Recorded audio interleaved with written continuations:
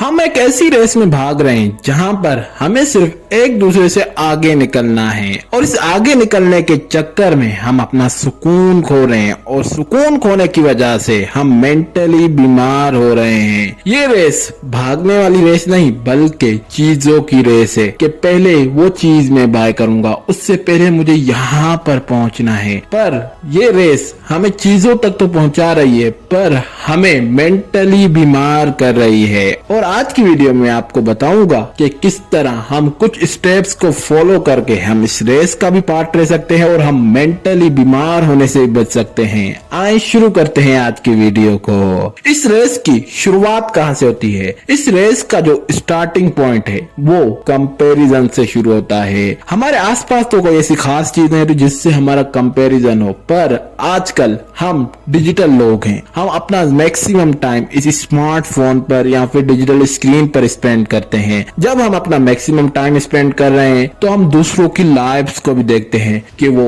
उसने इतना अचीव कर लिया, वो मुझसे छोटा है फिर भी वो इतने पैसे कमा रहा है, उसने ये गाड़ी खरीद ली, उसको इतना प्रमोशन मिल गया। ये तमाम चीजें हम सारा दिन देखते रहते हैं। इससे क्या होता है कि हमारे माइंड में कंपैरिजन बनना शुरू हो जाता है जिससे हम रिग्रेट फील करना शुरू कर देते हैं कि वो इतना आगे निकल गया, मैं अभी तक यहाँ पर हूँ, वो ऐसा क्या कर रहा है। तो फिर इस कंपैरिजन के चक्कर में जो ना हमारी फील्ड होती है, जिसके बारे में हम कुछ भी नहीं जानते, ना ही वो हमारा पैशन होता है, उसके अंदर हम जंप मारते हैं कि वो अगर वो सक्सेसफुल हो सकता है तो मैं क्यों नहीं इस चीज में सक्सेसफुल हो सकता हूँ। और हम अपना बनाया बनाया हुआ घर तोड़कर दूसरा घर बनाने की कोशिश करते हैं। जब हम नई फील्ड में जाते हैं तो उसके अंदर फेल होने के 90% से भी ज्यादा चांसेस होते हैं और हम फेल भी होते हैं। इससे क्या होता है कि हम मेंटली अपने आप को लूजर समझना शुरू कर देते हैं। इससे जो हमारी मेंटल कंडीशन है वो बहुत ज्यादा अफेक्ट होती है और जिस फील्ड में हम अच्छे होते हैं उसको करने के बजाय फिर से हम कोई और ट्राई करने लग जाते हैं। इसलिए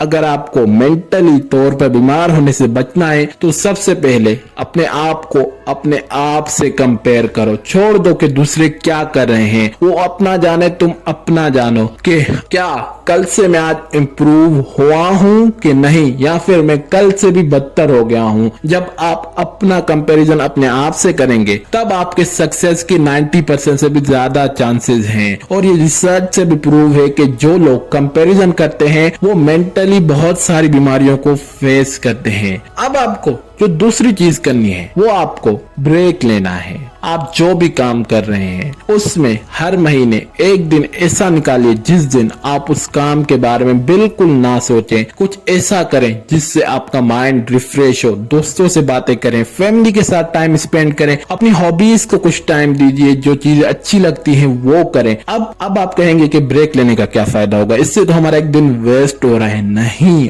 आपका दिन वेस्ट नहीं हो रहा बल्कि आप और क्रिएटिव हो रहे हो और वापस स्ट्रॉन्ग होकर अपनी फील्ड की तरफ वापस जा रहे हो। और ये रिसर्च से भी प्रूव है, जब हम कोई काम कंटिन्यूअसली करते रहते हैं, वापस वही चीजें बार बार दोहराते रहते हैं, हम उस चीज में एक्सपर्ट तो बन जाते हैं पर हमारी जो प्रोडक्टिविटी होती है वो स्ट्रेट जाना शुरू हो जाती है। हम उसमें इम्प्रूव नहीं होते, बस हम डेली वही काम कर रहे होते हैं। इसलिए अगर आपको अपनी प्रोडक्टिविटी बनानी है, अपना रिजल्ट इंप्रूव करना है तो ब्रेक जरूर लें। जैसे आपको एग्जांपल देता हूं, विराट कोहली 2019 से 2022 के बीच में उनका कोई भी 100 नहीं आया। लोगों की जो उम्मीदें थी वो उस तरह नहीं कर पा रहे थे। क्यों? क्योंकि वो कंटिन्यूअसली एक मेंटल बैरियर में फंस चुके थे। वो बैरियर नहीं टूट रहा था। वो खेल रहे थे 50 भी बना रहे थे पर वो जो 100 था वहां पर नहीं पहुंच पा रहे थे। पर 2022 में एशिया कप से पहले उन्होंने पूरा एक महीना अपनी बैट को हाथ तक नहीं लगाया, ब्रेक ले लिया, आराम किया, क्रिकेट को छोड़ दिया।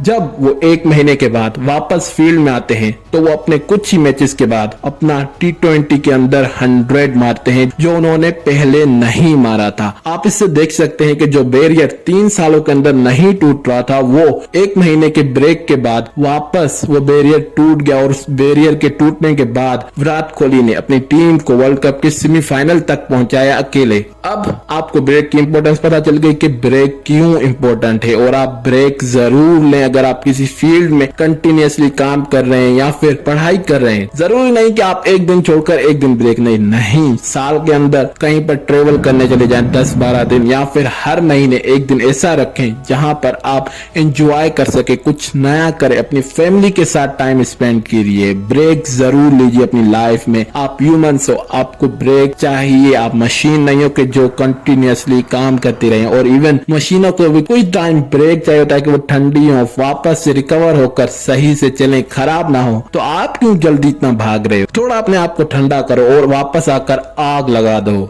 जो तीसरा स्टेप है मेंटली हेल्दी रहने का, वो है प्रेयर कीजिए, इबादत कीजिए। ये रिसर्च से प्रूव है कि 2 ग्रुप बनाए गए, एक वो ग्रुप जो डेली प्रेयर करते हैं और एक वो ग्रुप जो प्रेयर नहीं करते। मुश्किल से साल में 1-2 बार कर ली तो अच्छी बात है, नहीं तो वो नहीं करते। अब ये रिसर्च की गई कि इन दोनों में से मेंटली हेल्दी कौन है, तो जो रिजल्ट था वो ये कह रहा था कि जो प्रेयर करते हैं वो नॉन प्रेयर से बहुत ज्यादा उनकी मेंटली हेल्थ अच्छी है। स्ट्रेस उनके अंदर नहीं है, वो सुकून से अपनी लाइफ गुजार रहे हैं। पर जो प्रेयर नहीं करते उनको बहुत सारी चीजों का स्ट्रेस है कि कहीं मेरे साथ ये ना हो जाए, वो ना हो जाए। वो स्ट्रेस करते रहते हैं, चीजों का, छोटी छोटी चीजों का स्ट्रेस ले रहे होते हैं। तो इस रिसर्च से ये प्रूव हो गया कि प्रेयर कितनी इंपॉर्टेंट है। तो अपने दिन में डेली रात को सोने से पहले जरूर प्रेयर कीजिए। 10-15 मिनट प्रेयर करने से आपको कोई बहुत ज्यादा टाइम वेस्ट नहीं होगा, ना ही आपकी प्रोडक्टिविटी में फर्क आएगा, बल्कि प्रेयर करने से एक आप अच्छी स्लीप लोगे, आप सुकून से सोओगे, सुबह को एक नई मोटिवेशन से उठोगे। अपनी मेंटल हेल्थ को स्ट्रॉन्ग करने के लिए चौथा स्टेप है वो मेडिटेशन। मेडिटेशन क्या है? मेडिटेशन की जो सिंपल मीनिंग है वो ये